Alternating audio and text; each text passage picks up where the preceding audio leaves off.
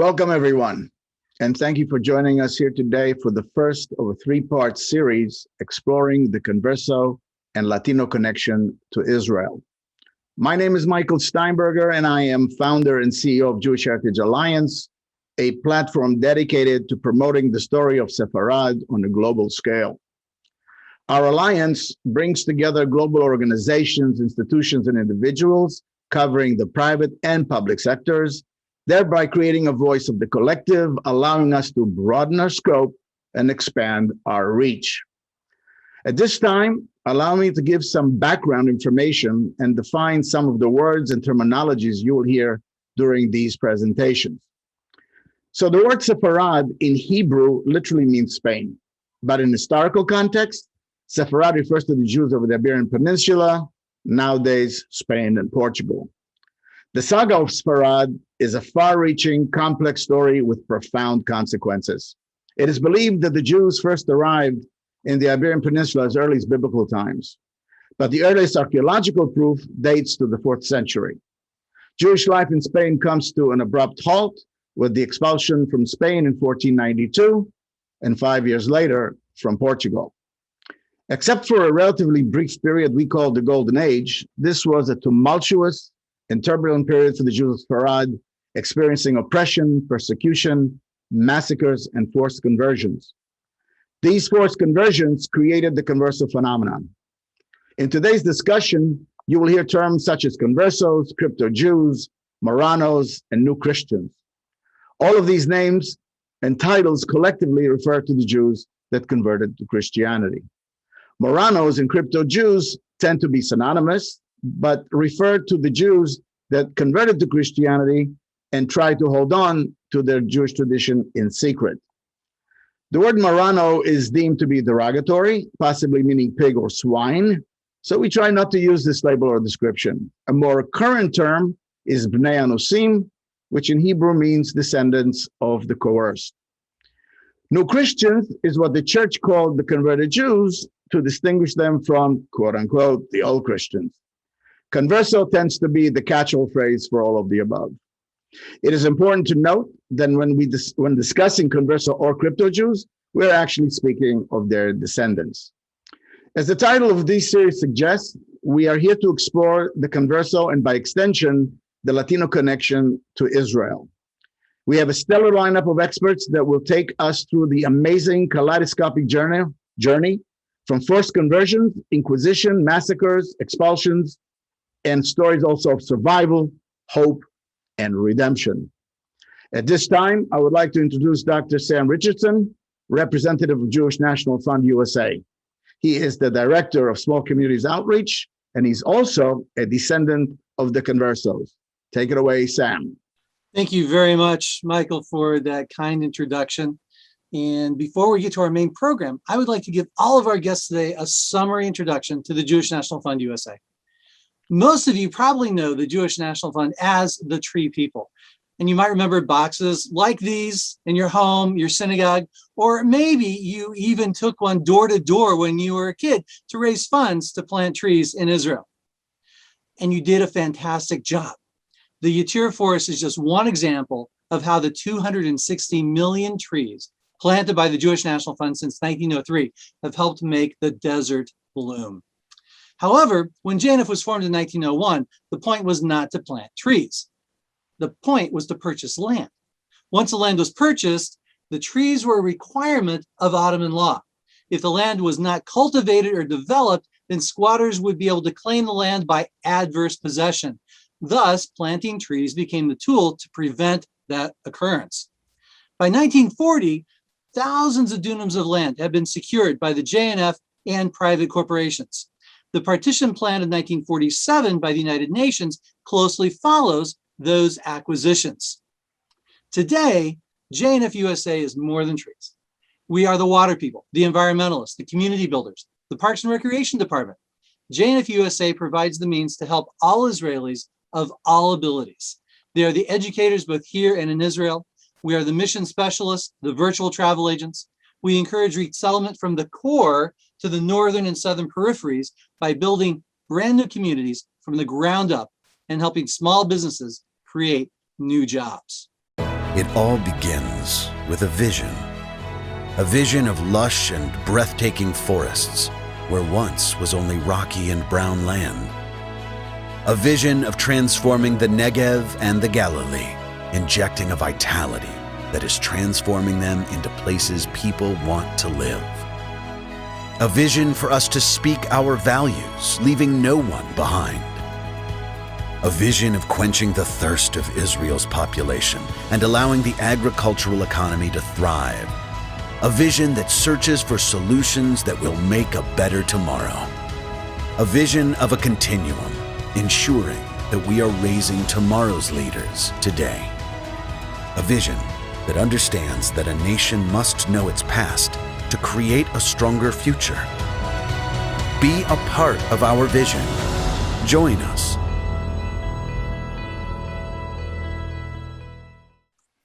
The Jewish National Fund is investing for the long term, from the forests of the north to the deserts of the south.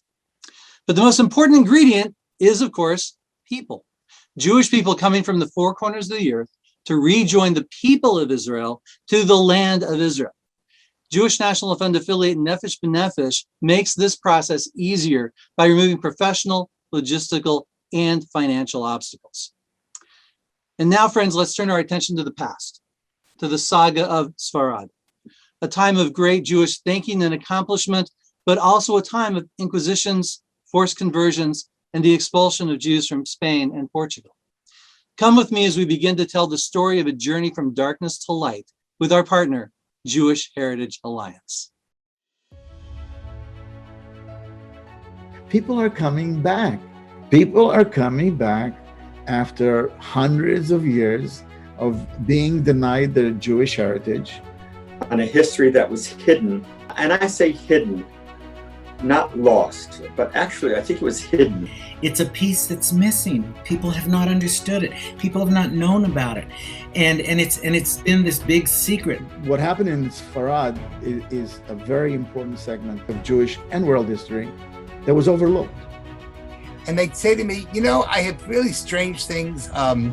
We're definitely not Jewish, but we somehow always seem to light candles on Friday night.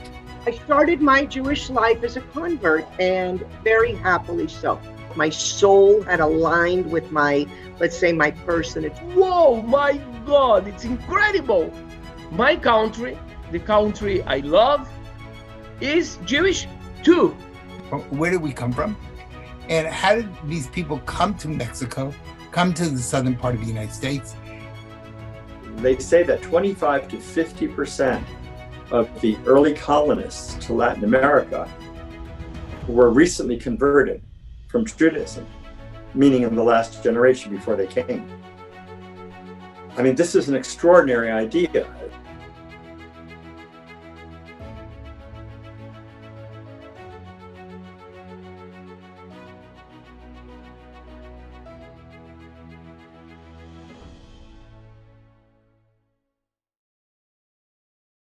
I would like to introduce Dr. Rabbi Peter Tarlow. Dr. Tarlow is founder of the Center for Latino Jewish Relations and Crypto-Jewish Studies and is a renowned expert in the subject of Svarad. Welcome, Peter. Thank you, Michael. This is a true pleasure for me to be able to be with all of you today. What I'm going to do, at Michael's request, is really divide my few moments into three different sections. A very quick history of some of the relationship between the classical Sephardic community in Spain prior to the Inquisition in the land of Israel. Then I'm going to move very quickly to the sociology of the southern part of the United States in northern Mexico, what I often call the land of the Las Tierras del Rio Bravo, the lands of the Rio Grande River, which is basically the northern states of Mexico and the southern states of the United States.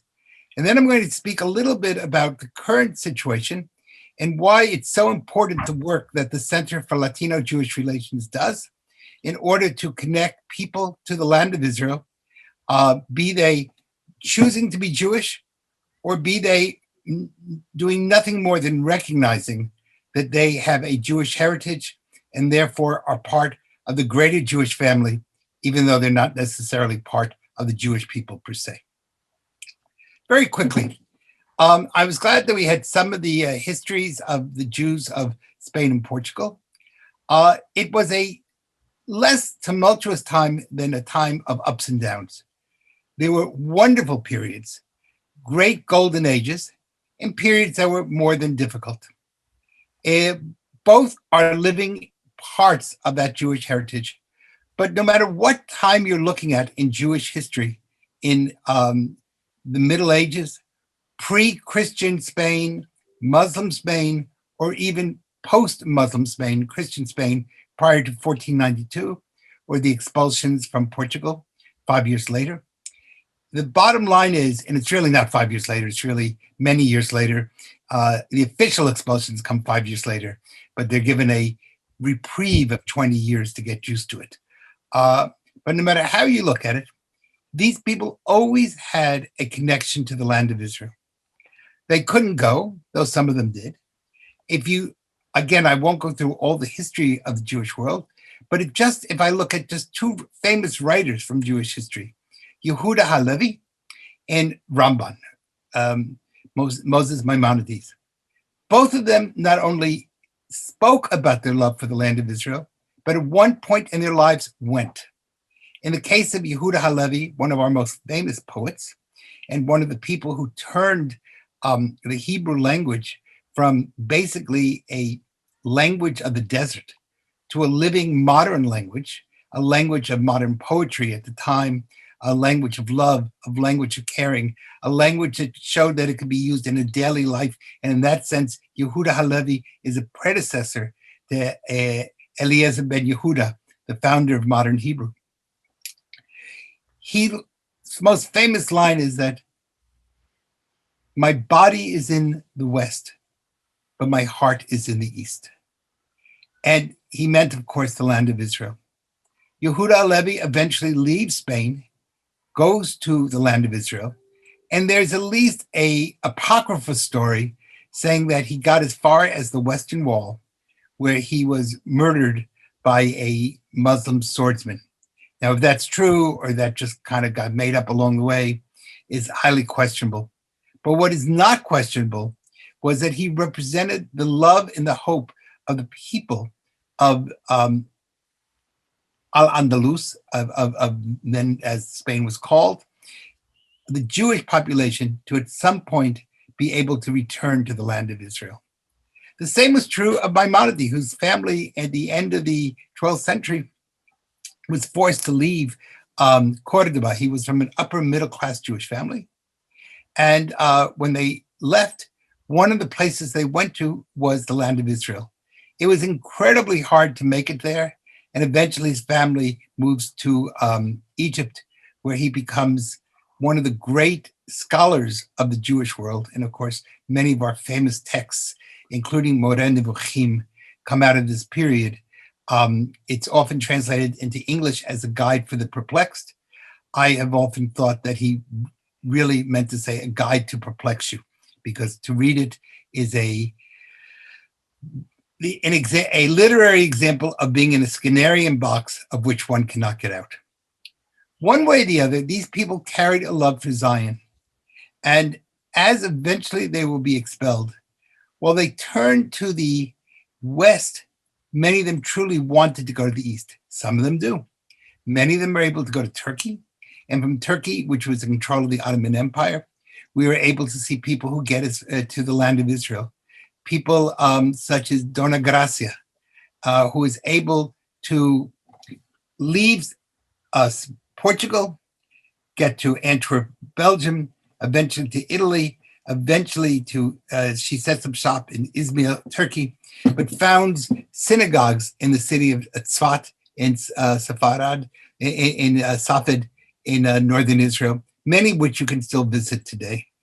And again, that's a symbol of the fact that people were willing to put their money where their mouth was. These are early Zionists, though they didn't have that necessarily word. Many, of course, did not get to Turkey. It was a dangerous trip from Spain to Turkey. And some eventually got to the New World. One of the places that I'm sure Rabbi Ventura will be speaking to us about, and I'm just going to mention it briefly, was they got to Pernambuco, Brazil, which was under Dutch control. And the Dutch set up two important aspects. One is the first time in history that Jews are given full citizenship. And when the Portuguese retake Pernambuco, many of them leave. I mean, like all of them leave. You have a choice of either dying under the reenacted Inquisition or getting out of Brazil. Those who leave, most go back to Amsterdam. A few go to Curaçao, which is where we have the oldest synagogue in the New World, Mikveh Israel. And 24 of those families come to a place called New Amsterdam, now known as New York. And they are the original 24 families that come to the United States.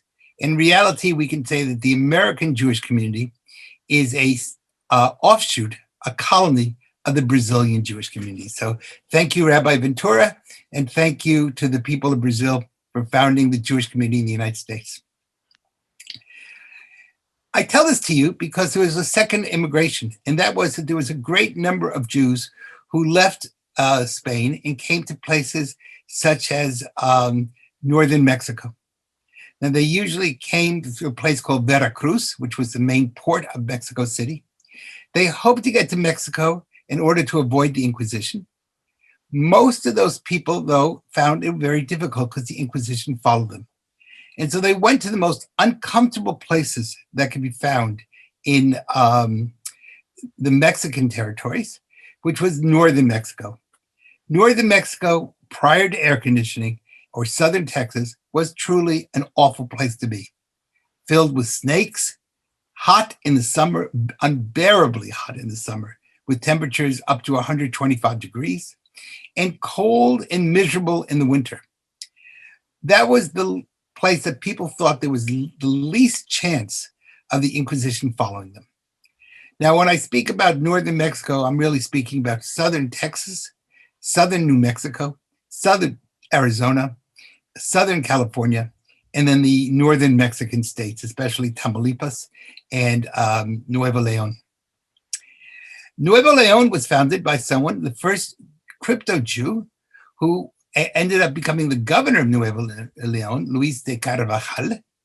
And Luis de Carvajal is the first governor in the history of Mexico to be burnt at the stake for illegally practicing Jewish religion.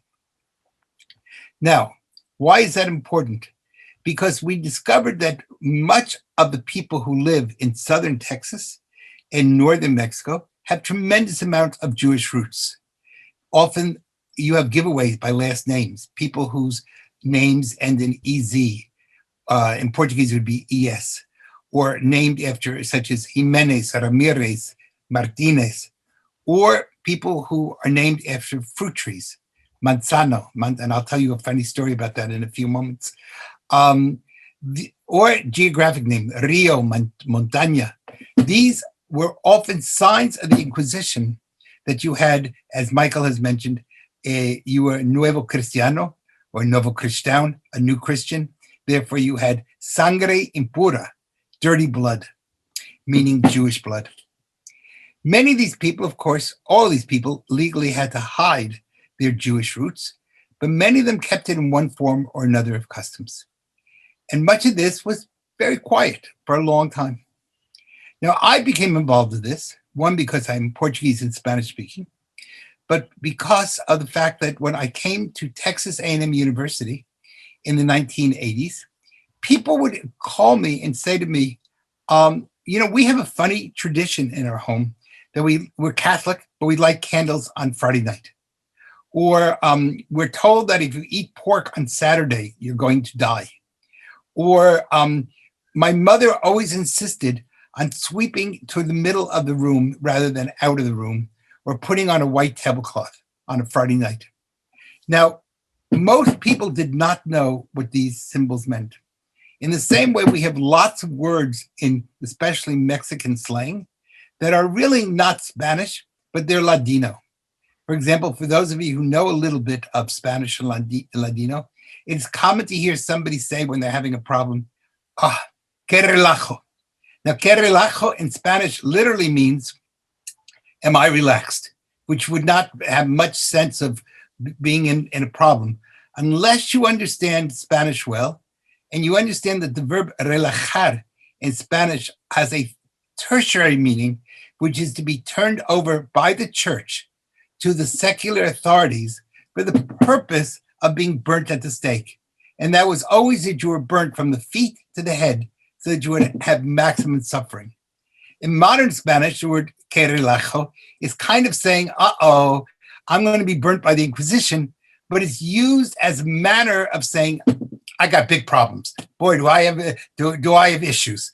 So you'll hear someone say now, que relajo tengo, means, boy, am I in big trouble. Coming, and these are typical Latino words coming out of Jewish heritage and coming into modern Spanish. And I could give you hundreds of words like this that are used every day. And most Spanish-speaking people from northern Mexico or southern Texas do not realize that they have a Jewish heritage to them.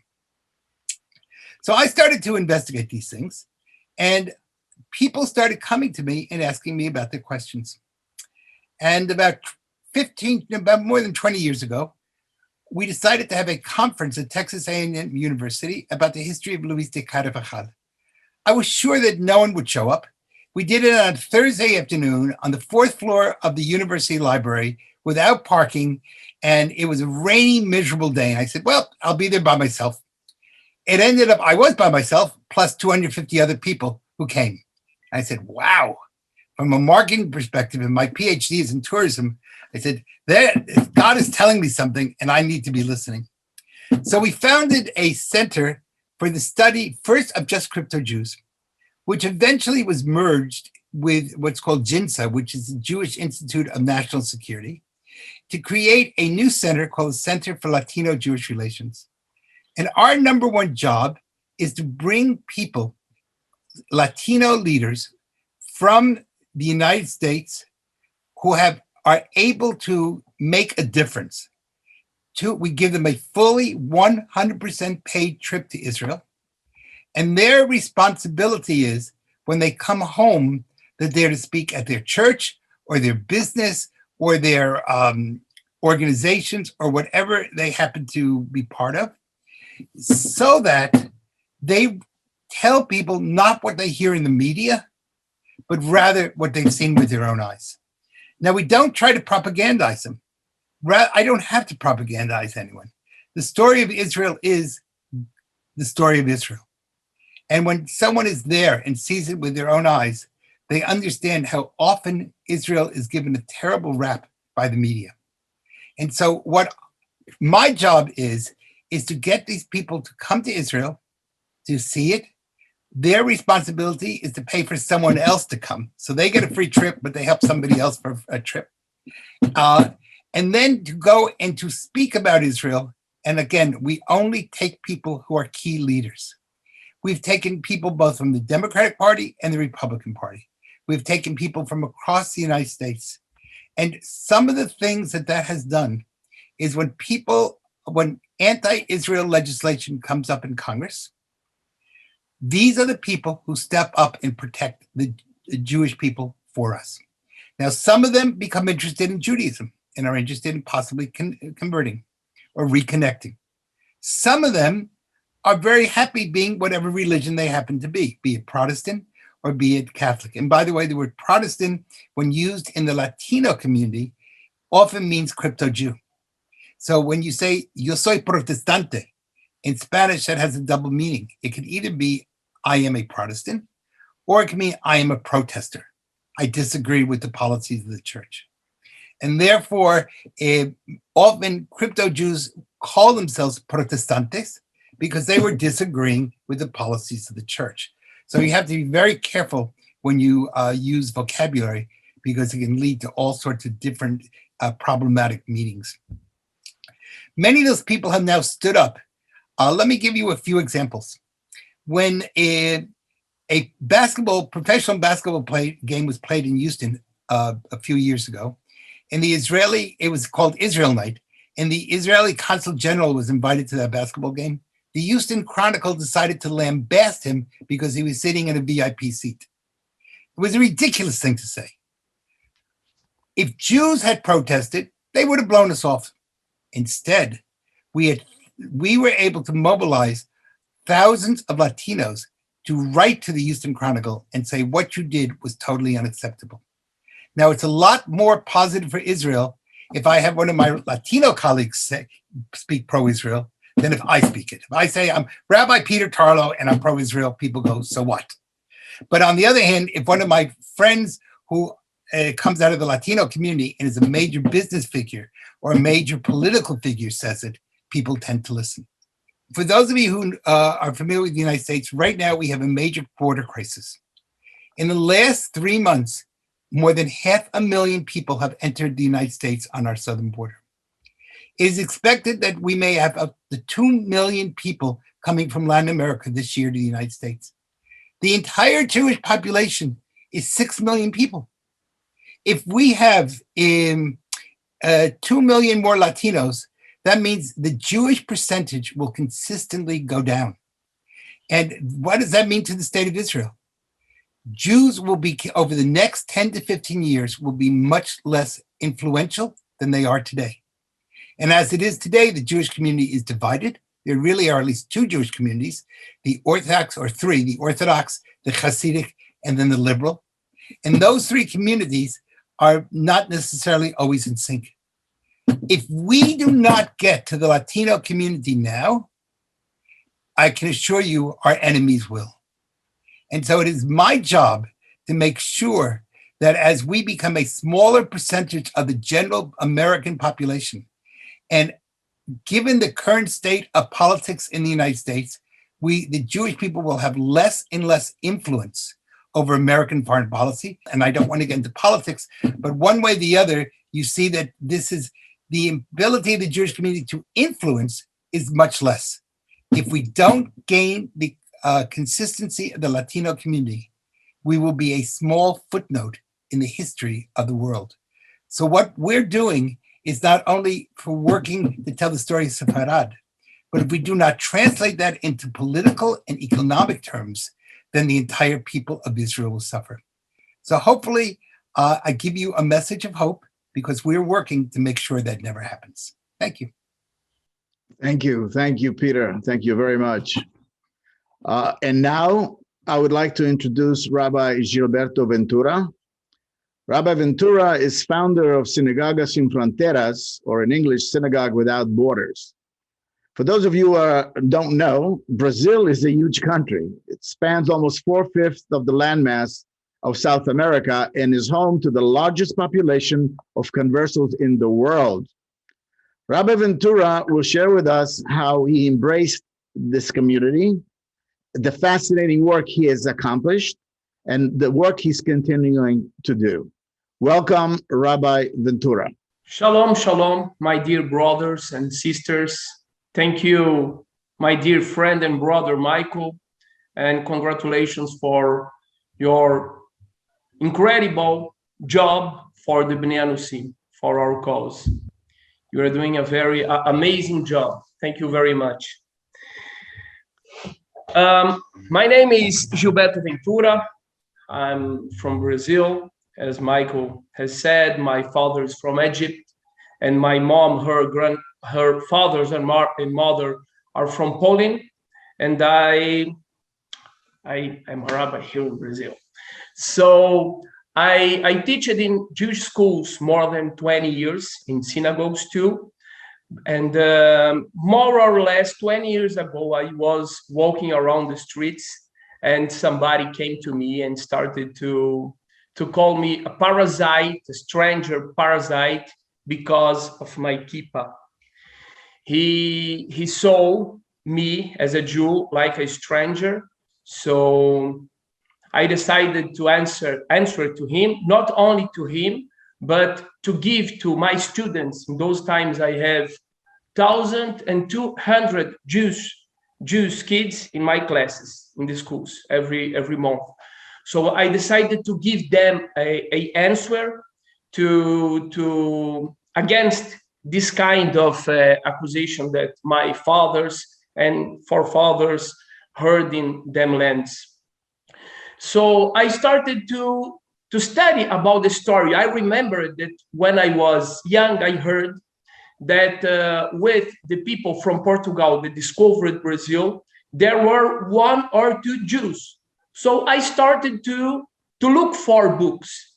And suddenly I saw something very incredible that I never heard, nor in the Jewish schools that I studied, and nor in the synagogues that I prayed, that Brazil was built by Jews. Yeah, in the schools, in the university, what the people teach here in Brazil, that the first people that came from Portugal were prostitutes and thieves. Yeah, what they want with this, to cover the real people that came from Brazil, that were Jews. One of the most incredible things is that the mother of the man who discovered Brazil was Jew. Her surname was Gouveia from Portugal. The first man who had the rights to explore the land of Brazil was Fernando de Noronha. He was a Jew. And the most incredible thing is that that Cabral was married with the daughter of Fernando de Noronha. So Brazil was a place where the Jews came not only to make money, but mainly to look for a place, a earth, that they could be free as a Jews.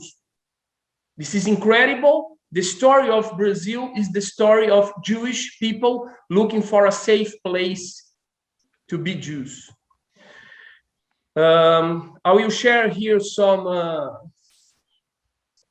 pictures to show. This is the name of our institution, Synagogue Without Borders, Sinagoga Sem Fronteiras, founded by me and my wife, Jaqueline Ventura. And here you see the boats that came from Portugal. Yeah, this is a very interesting and important thing.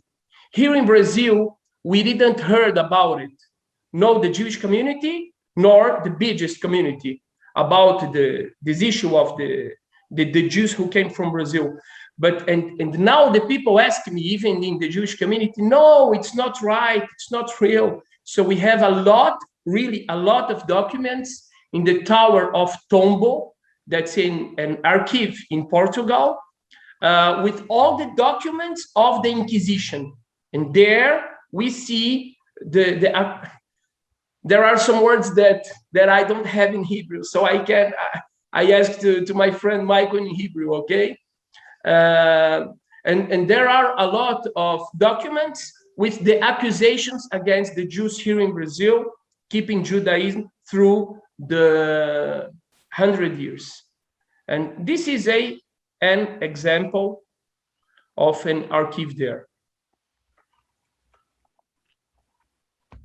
This is a very interesting thing that a friend of mine found in the last year.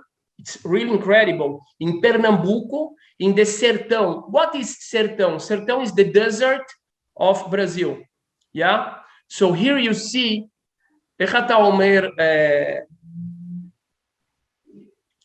Okay, I forgot the word in Hebrew too.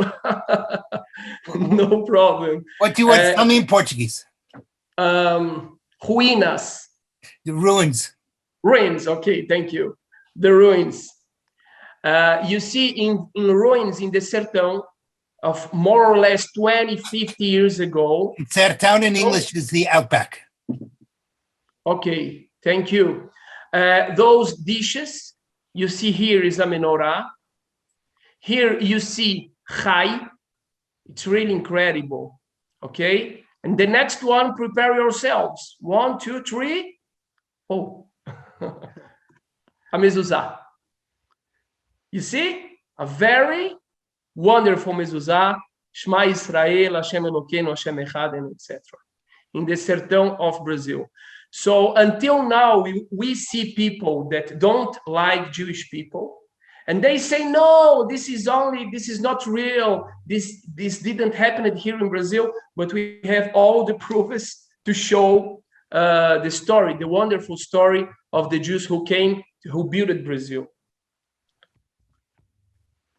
And here we have some of the genealogies of people that are engaged in our group, Synagogue Without Borders, that we work to receive people, to teach people, to educate people, and to teach to all Brazilian people about the Jewish roots of Brazil, who want to come back to Judaism through the halakha, the right way. We teach them and we receive them. But our idea is not only to receive people that want to come back to Judaism. Our idea is to spread the knowledge about the Jewish roots of Brazil, to make people not only to make people not only stop to hate Jewish people, but to make people love Jewish people. We don't work here with the word anti-Semitism. I like the word philo-Semitism, to make people love the Jewish people. Yeah. So if the person wants to continue to be Catholic, to be evangelical, no problem. But if they know the Jewish roots, we are protected against the anti-Semitism. This is one thing. So here we have this guy, 1, 2, 3, 4, 5, 6, 7, 8, 9, 10, 11, 12, 30.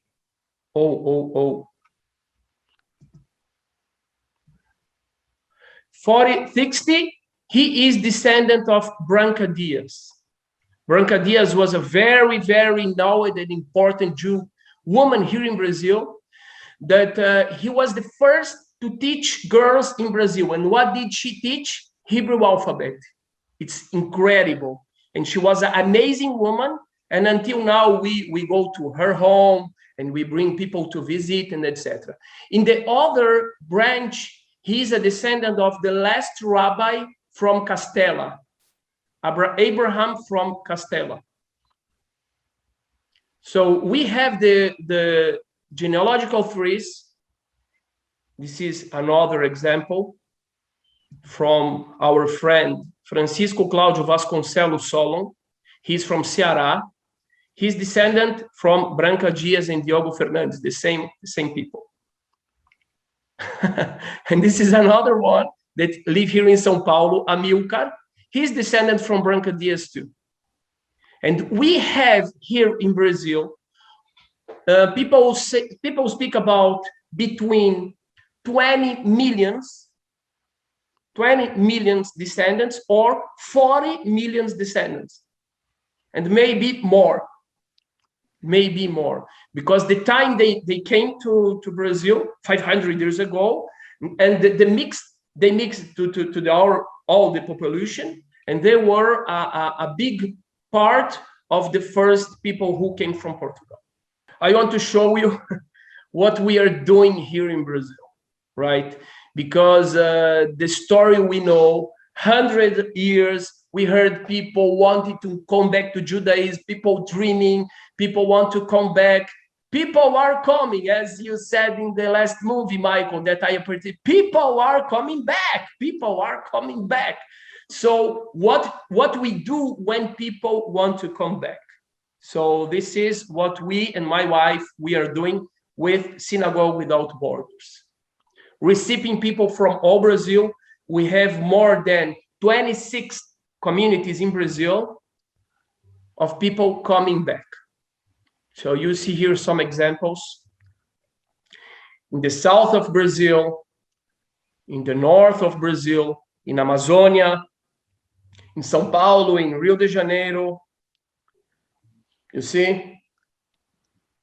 This is in Fortaleza, Paraíba.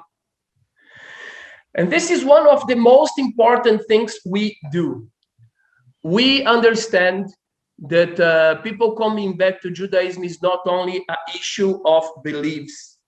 If the person say, I want to pray to God, I say, okay, you are free. You can pray to God everywhere when you want. right? But if you want to come back to the Jewish people, you have to assimilate the Jewish culture. Our culture is very important for us. So we give classes every week, 3 times every week, Hebrew, not only biblical Hebrew. Michael, no. To speak modern Hebrew, we want people go to Israel. We want our youngs go to Israel, to live in Israel, to study there, to go to the Tzahal, to come back to Brazil, and to support us in this giant work. Yeah. So we teach Hebrew, Jewish law, Torah, story, Zionism, and Zionism is a very important thing in our work, because we understand and I heard what Rabbi Peter said about the anti-Semitism, the growing of the anti-Semitism, and I always speak about Isaiah 44. Isaiah 44 said that don't fear people of Israel. So if he says don't fear, we understand that we should fear for something, right?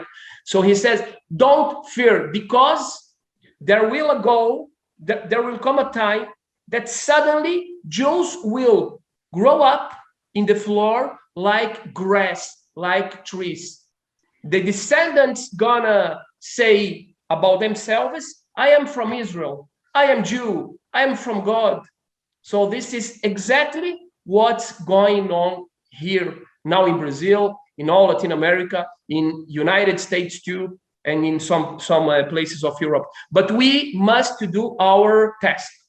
Our task is to embrace those people, but to give them the possibility to assimilate the Jewish culture that's so important for us. So this is one of the things that we most like. Yeah, I don't want to forget to say that we who are Zionists, we have to take care. I love my brothers, all my brothers, Jews and non-Jews, but we have to take care. Don't let the non-Zionist movements, Jew movements, the anti-Zionists, Jewish movements, to bring the Bnei Anusim with them. We need the Bnei Anusim with the flag of Israel. We need the Bnei Anusim going to the Tzahal too. We need the Bnei Anusim defending Medinat Israel in America, in Brazil, in all the world. This is very important for us to take care. Don't let they go to people who don't support the state of Israel. So this is the Yeshiva do Sertão. Yeshiva do Sertão is a yeshiva camp. Me and my wife Jacqueline is here. She's a great human, a great teacher, and a great rabbinite. And we bring those kids and we teach them through 20 days, 2 weeks. You see, we teach Hebrew, Torah, Halakha, Bnei Anusim from all Brazil, Krav Maga. This is very important for us. We don't want only, I speak again, we don't want only religious people. We want religious people just like King David, who when they have to pray, they pray. When they have to battle, they know how to battle too. This is very important. Yeah, Krav Maga.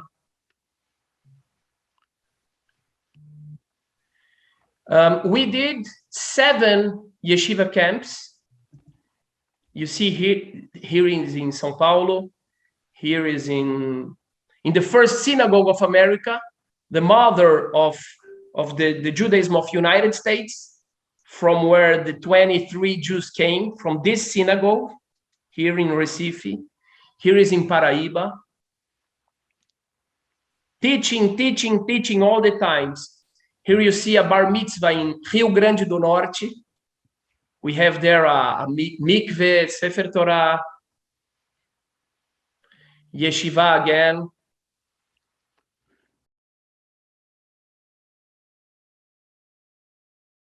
Yeah, just some pictures more. Here is a friend of Annie Frank, Miss Nanetti. She's a survivor of the Holocaust, and she met the descendants of the survivors of the Inquisition. And it was an incredible meeting in the yeshiva camp here in Brazil. So you see, this is part of our job. This is Seu Baruch with the granddaughter. The flag of Israel in all Brazil. And those are some of the 20 youngs that we sent to Israel. They are studying in yeshiva. Those 3 are the last we sent. They are studying in Esder Yeshiva, and they will go to the tzava after the yeshiva. And I hope they will come back to Brazil after them to support us and to help us with the coming back of the Bnei Anusim, with Judaism, with Torah, Avodah, with academical levels, and with a lot of Zionism in the heart too. And those are our next generation, the Brit Milah. We have a lot. Not all the pictures are here. And this is a little of our operation in the media of Israel. You see, descendants of forcefully converted Jews open mikvah in northern Brazil. Here, our support, we do a lot of support to poor people here in Brazil, in the favelas, to Indian people. Our movement have a very important work in this issue too. Brazilian Rabbi opened summer camp for descendants of forcibly converted Jews in the Jerusalem Post, Times of Israel, Haaretz. Rabbi Ventura, we really have to cut to a close here. Okay. Oh. So this is a little bit about our job here in Brazil. And I thank you very much, my friend, my brother Michael, all the friends that are here with us. Thank you very much. And I hope to win for everybody, to Am Israel. Thank you very much. Thank you. Thank you. Thank you both, Rabbi Tarlo and Rabbi Ventura, for really a fascinating and comprehensive presentation. I'm sorry we ran out of time, but there'll be other opportunities. Your story is amazing, and I'm sure we will have opportunities to come back. But at this time, we would like to begin the Q&A segment. We do have quite a few questions that have been forwarded. Let's start with one of the more basic ones. Is there a way to find someone to help with genealogy search if someone suspects they may be of Anasim descendants? It depends where you are. If you are in the United States, it's very easy to do it.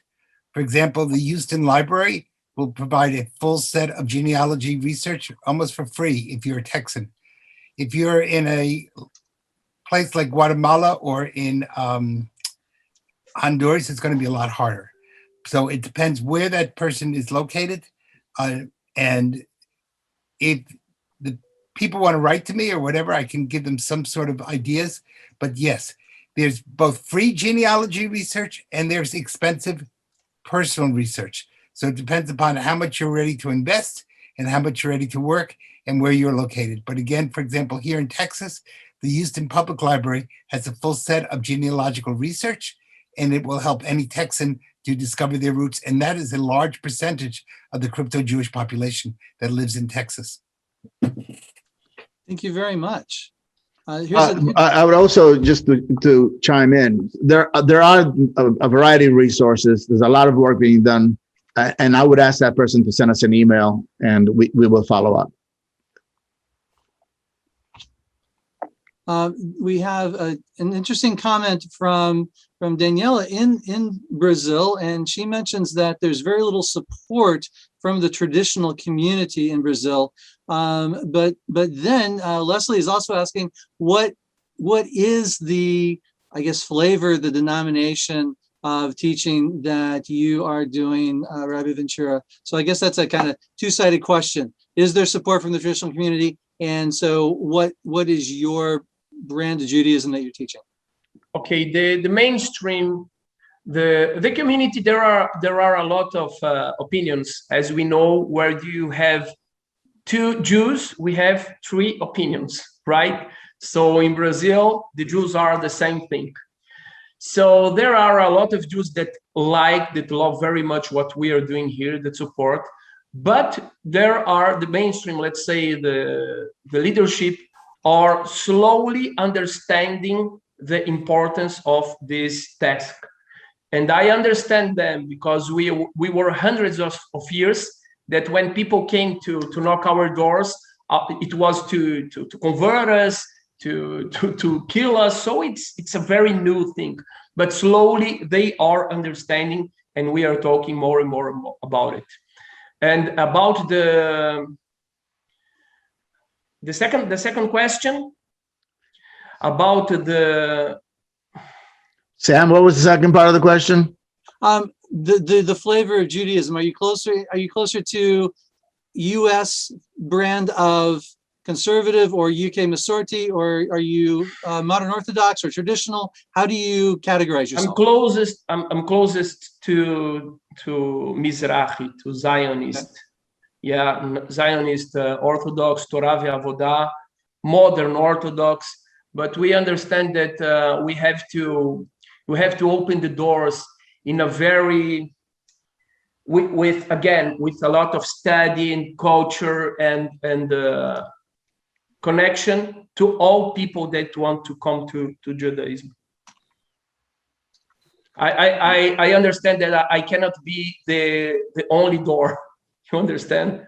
I understand that but I hope to bring the majority to a Judaism with Zionism, with academical level and Torah. Sam, before you move to the next question, I just want to share with you my vantage point. I've been talking and dealing with Rabbi Ventura for the better part of Jewish Heritage Alliance existence, almost 6 years.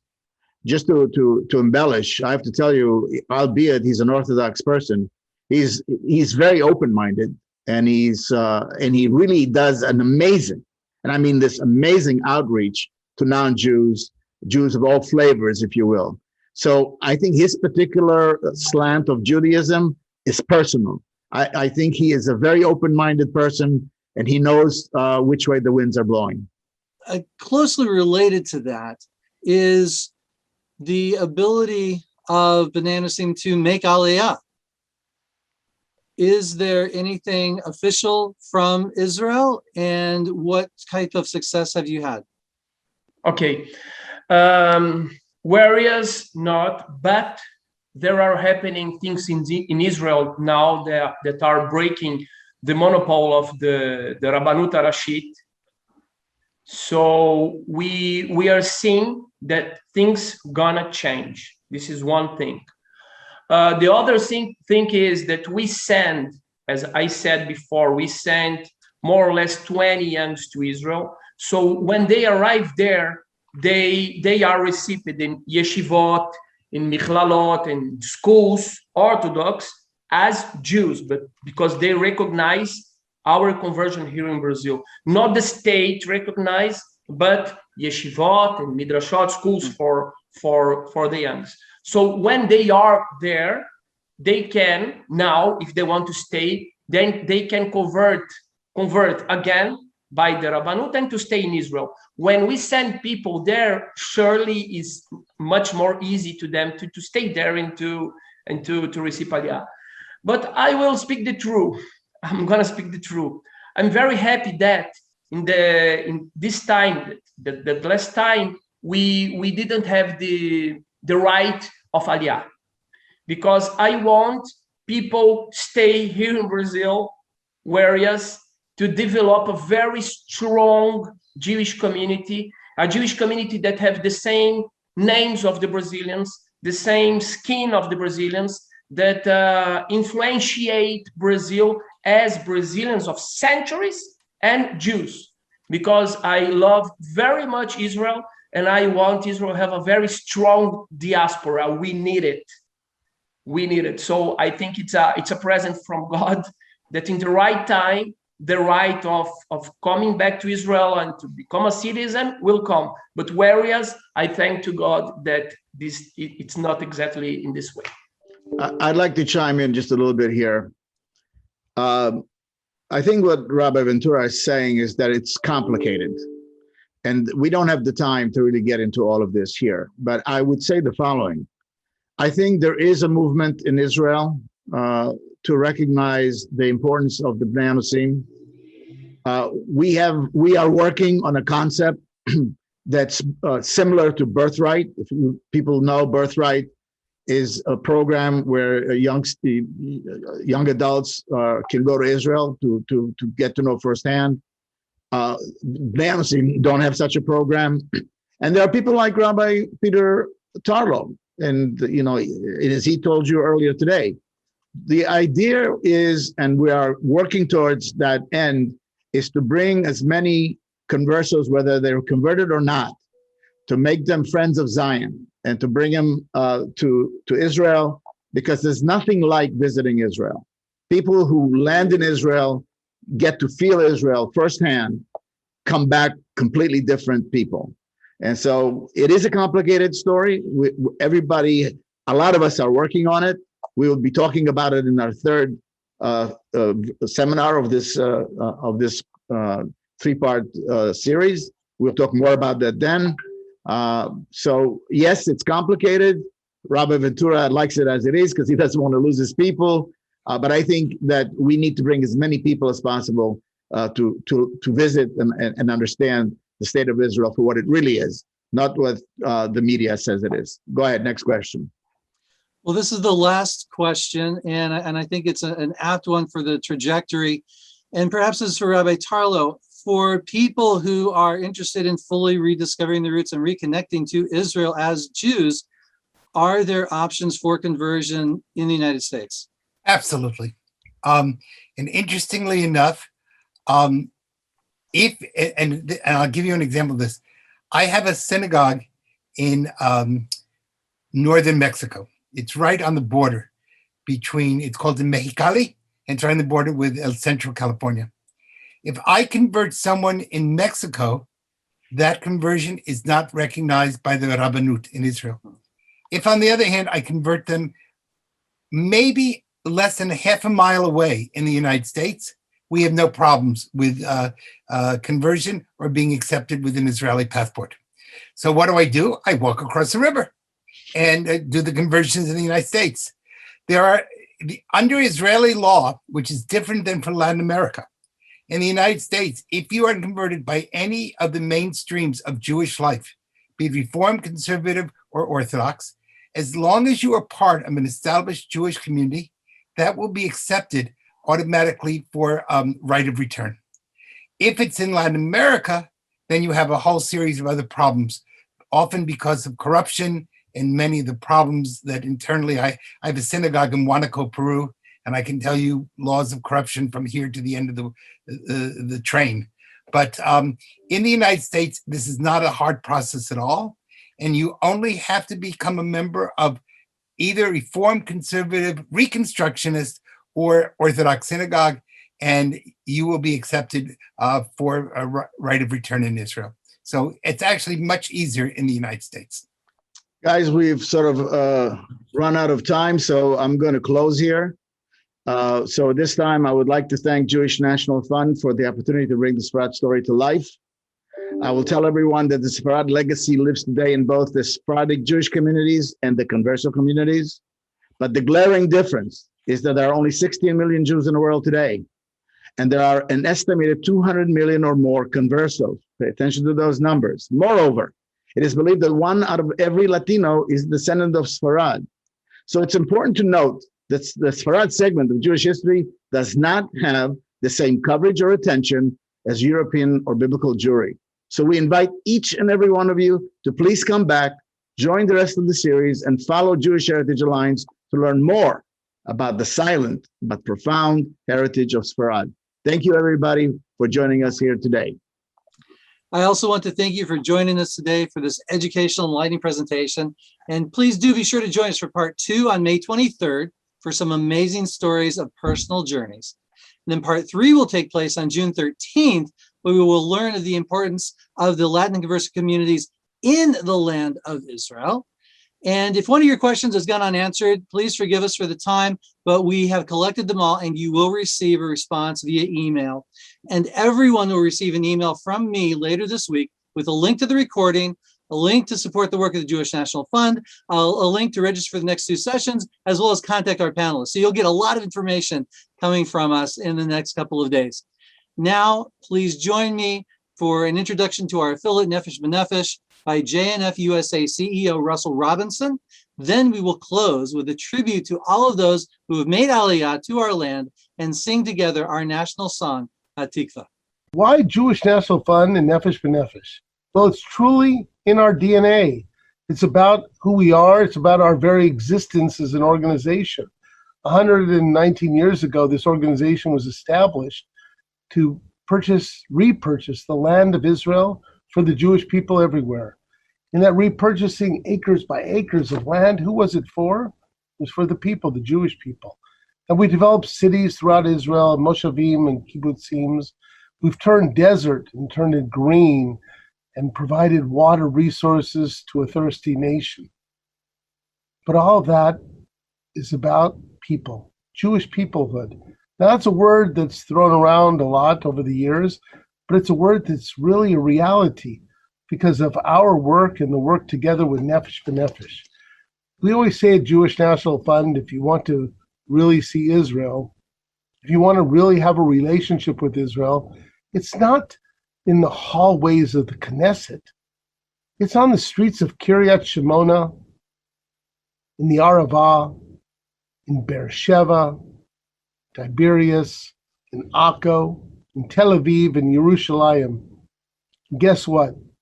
It is in all those streets, in all those places, and throughout the entire Israel in which you can run into, learn from, drink wine, have a beer, see an entrepreneur, from a person from North America who has made Aliyah through Nefesh B'Nefesh. Yes, in all those places, because that is what Nefesh B'Nefesh has done. It is made in Israel, not a place in which there's nowhere else to go, so that's why you call Israel home? No. It's a place today that is being calling home to our Jewish people because it's a great place. And that's why the picture behind me is so perfect for today's story, because it's a vibrant nation that we are making together vibrant, together with Nefesh B'Nefesh and Jewish National Fund. And we're building that bridge, the human bridge, the fabric of who we are, together with the land of Israel. And that reality has been made because of an organization that has taken a vision and a dream and made it such a working system that makes a difference in so many people's lives. So if you want to be part of our Go North campaign, bringing 300,000 people to the north, be part of Nefesh B'Nefesh and Jewish National Fund. If you want to be part of our Blueprint Negev campaign and bringing 500,000 people to the Negev, be part of Jewish National Fund and Nefesh B'Nefesh. Kol od balevav penima nefesh Yehudi homia ulfate mizrach kadima ayin letzion tzofia.